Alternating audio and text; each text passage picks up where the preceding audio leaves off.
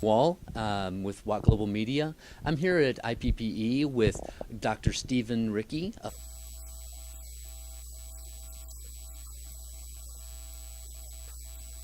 They're working on related to salmonella.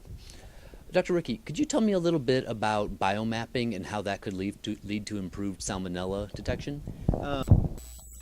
Mapping is that most pathogens are fairly infrequent in foods and feeds and processing samples and that sort of thing, and so we look for things that are called indicator organisms, which are organisms who behave like pathogens and perform like pathogens and respond to if we use interventions or antimicrobials or whatever, and are high enough numbers that we can always find them. They're not pathogenic, and we can use those to help quantitate how interventions work and that sort of thing, and then be able from that deduce then, well, if salmonella were here, we know this intervention would work and be this effective.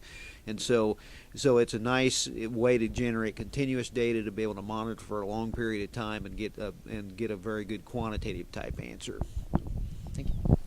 And Mr. Sellers, could you tell us a little bit about the project that you are working on with AFIA to identify salmonella within the feed industry? Certainly.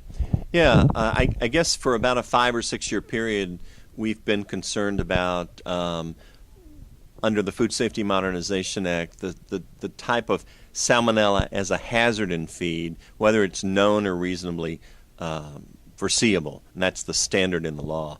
So for many, many, many years, decades, there was a regulation that said, a federal regulation that said, you find any salmonella in feed and it's an adulterant.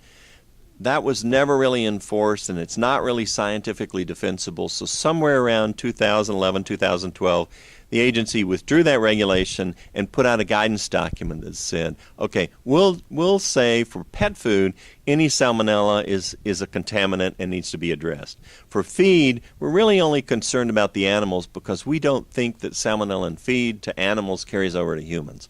So let's back up and look at the animal health side of it.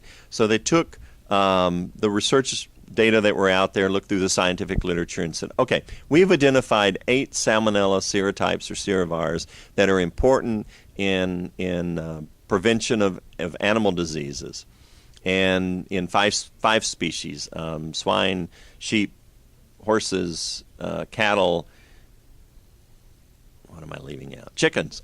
The big one. We're at the, yes. And so those 8 serotypes spread across, there's 3 in chicken and 2 in cattle and 1 in each of the other species.